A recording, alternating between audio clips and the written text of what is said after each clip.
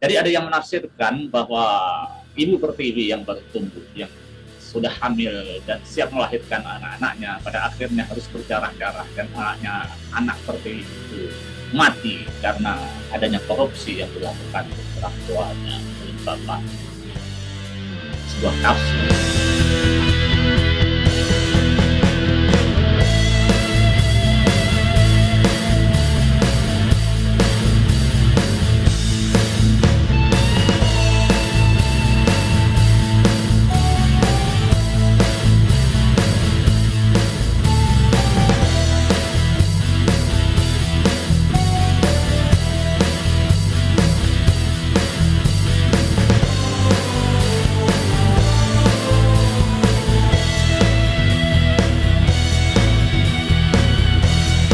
Assalamualaikum warahmatullahi wabarakatuh. Kembali jumpa dengan Cinema Society.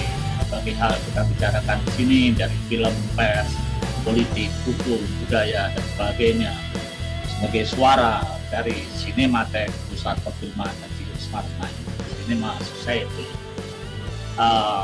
Pekan lalu Cinematek punya program namanya Classic Screen, yaitu pemutaran film klasik dengan media aslinya yaitu seluloid baik 16 mili maupun 35 mili diputar ada proyektor seluloid juga.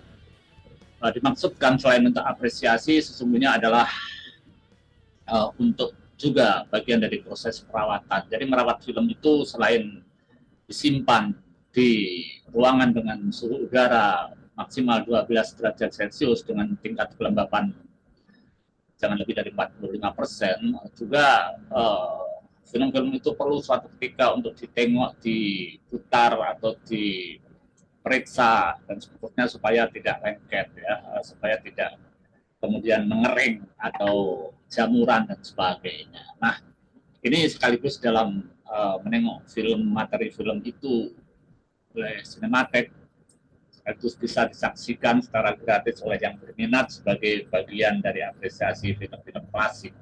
Kan lalu dijadwalkan film Krisis ya untuk diputar, tetapi ketika film akan diputar kita mengalami hambatan karena ternyata film yang diarsipkan Cinematek itu yang berjudul Krisis itu sudah mengalami kerusakan pada stadium 3. Jadi tidak bisa dalam waktu singkat hanya dibersihkan atau ditata lagi karena itu berisiko makin rontok dan makin hancur. Jadi kalau itu sebuah kerusakan film adalah stadium 3 dan film ini memang belum, paling tidak yang Cinematek simpan adalah belum ada digitalnya, belum pernah alih media dan sebagainya. Tetapi film Krisis ini perlu kita apresiasikan karena inilah film yang menandai tonggak riwayat perfilman Indonesia, yaitu film pertama yang meraih sukses komersial di bioskop kelas atas begitu ya. Juga film yang menjadi ikon bagi Osmar Ismail, sutradaranya sekaligus produsernya. Melalui film inilah dia berusaha menembus industri film di Indonesia yang waktu itu didominasi oleh film Hollywood, film India, film Filipina, film Malaysia, film Itali, film-film impor lah ya. Dan film ini adalah yang mendobrak pembekuan industri film Indonesia itu setelah sebelumnya film-film Indonesia meskipun dari segi kualitas sering kita catat sebagai film-film bagus, tapi dalam kata industri pada waktu itu menjadi kelas bawah, tidak diterima di bioskop. Film Krisis yang dirilis pada tahun 1953 atau 70 tahun yang lalu itu berhasil diputar di bioskop Metropol Jakarta. Waktu itu Metropol yang terletak di Menteng itu adalah simbol dari bioskop elit ya sejak zaman Hindia Belanda, dan sulit bagi film Indonesia untuk main di situ karena film di Indonesia dianggap kelas bawah gitu ya, dan itu adalah bioskop kelas atas, kelas elit.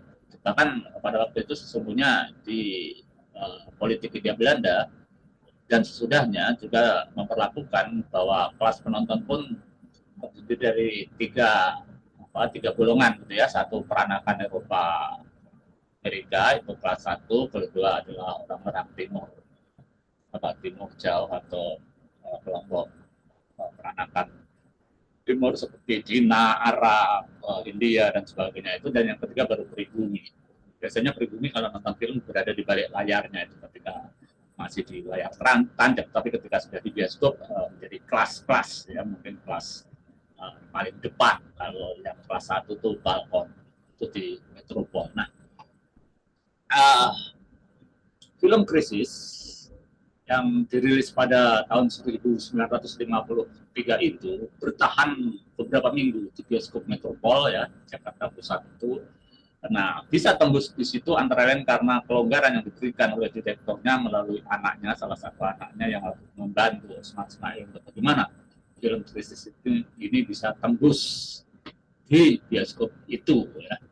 Ternyata setelah diberi kesempatan untuk tayang dan mendapatkan layar untuk tayang, film ini mendapatkan sambutan hangat dari penonton, ya, saja penonton kelas atas, dan juga oleh para kritikus film, ya, yang kemudian tercatat menjadi film box office pertama setelah era kemerdekaan.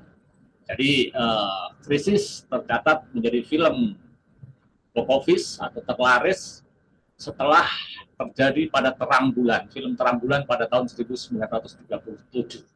Ya, meskipun hasil dari penjualan tiket film ini belum berhasil menutupi krisis keuangan yang dialami oleh Perfini, karena waktu itu Perfini sedang mengalami krisis keuangan setelah dia melahirkan film-film yang idealistik dan sama sekali tidak bisa diterima secara komersil oleh penonton. Ada juga sesungguhnya yang mengkritik film ini tidak sangat baik karena dianggap Krisis dibuat untuk menentang aliran kiri waktu itu ya, aliran ideologi politik yang dianut oleh lembaga kebudayaan rakyat atau LEKRA, yaitu anggota dari Partai Komunis, dan waktu itu pertentangan politik memang sangat tajam. Yang mengkritik film ini tidak baik adalah Bakhtiar Siagian, yang kita tahu adalah tokoh dari lembaga kesenian rakyat atau LEKRA itu. Nah, dan yang berikutnya, film ini meskipun mendapat apresiasi tinggi dari masyarakat kelas menengah atas, termasuk masyarakat Hindia Belanda maupun masyarakat Cina, masyarakat Arab, masyarakat India dan sebagainya, tetapi di lapisan bawah film ini tetap kurang mendapat perhatian, dan waktu itu oleh para kritikus dianggap bahwa penontonlah yang kurang bisa memahami mengenai komedi satir ini. Nah, sehingga Osman Ismail kemudian membuat sequel dari film ini yang berjudul Lagi-Lagi Krisis, diproduksi tahun 1955. Namun film Lagi-Lagi Krisis yang kopinya disimpan di Cinematheque dan relatif juga bisa ditonton lebih baik, ya, itu perlu menunggu waktu 4 bulan untuk bisa tembus tayang di bioskop Metropol. Ya, jadi meskipun sudah punya pengalaman bahwa film Indonesia bisa diterima oleh kalangan atas, tetap saja hambatan untuk menanyakan film Indonesia masih terjadi. Nah, sutradara lain yaitu Wim Umboh pernah membuat film ini dengan jalan cerita yang sama dan Krisis ya, yaitu film berjudul Di Balik Dinding, itu dilakukan pada tahun 1955. Film Krisis ini bercerita tentang atau dengan latar belakang masa revolusi ketika Jakarta dikuasai oleh Belanda ya. Diceritakanlah seorang bernama Jaka yang menitipkan rumah gedungnya di daerah kawasan Menteng itu kepada pembantunya yang bernama Pak Husin ya. Ia kemudian pergi mengungsi ke daerah yang belum diduduki oleh Belanda. Nah, Pak Husin lah yang kemudian diserahkan untuk menempati atau mengawasi rumah itu. Karena rumah gedung itu kosong, maka oleh Pak Husin ya rumah itu disewakan untuk beberapa orang.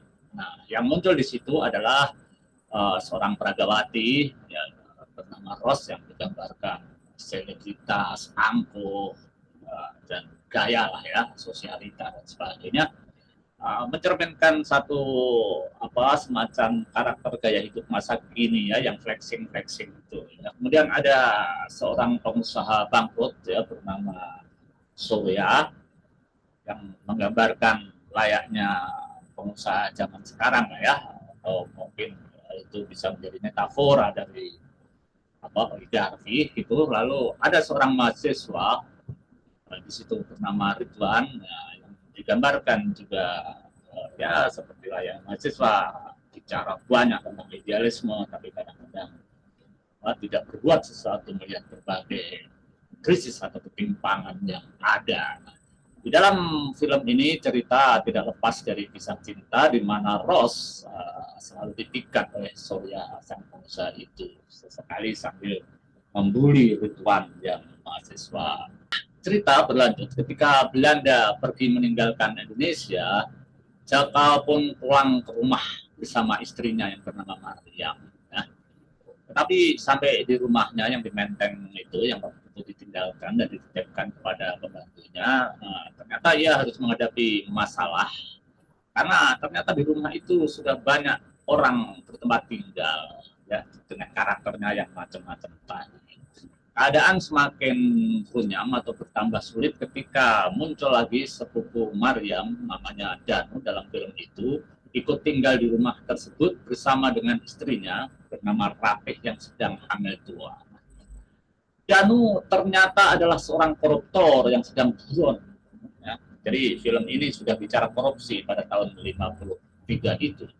Ya, sampai kemudian polisi datang dan kemudian menangkap. Ya. Menghadapi kenyataan ini, istrinya yang Rapih tadi menjadi shock dan kemudian mengalami pendarahan disertai keguguran. Jadi ada yang menafsirkan bahwa ibu pertiwi yang baru tumbuh, yang sudah hamil dan siap melahirkan anak-anaknya, pada akhirnya harus berdarah-darah dan anak pertiwi itu mati karena adanya korupsi yang dilakukan oleh orang tuanya, oleh bapaknya. Sebuah tafsir. Nah, ketika Rateh mengalami pendarahan dan keguguran itu, si mahasiswa barulah muncul semangat kemanusiaannya. Dia susah payah membantu Rateh agar selamat. Sedangkan Surya digambarkan serba ragu-ragu, bahkan dengan alasan takut melihat darah dia tidak cukup membantu pada tragedi yang menimpa Rateh, yang menimpa ibu pertiwi itu.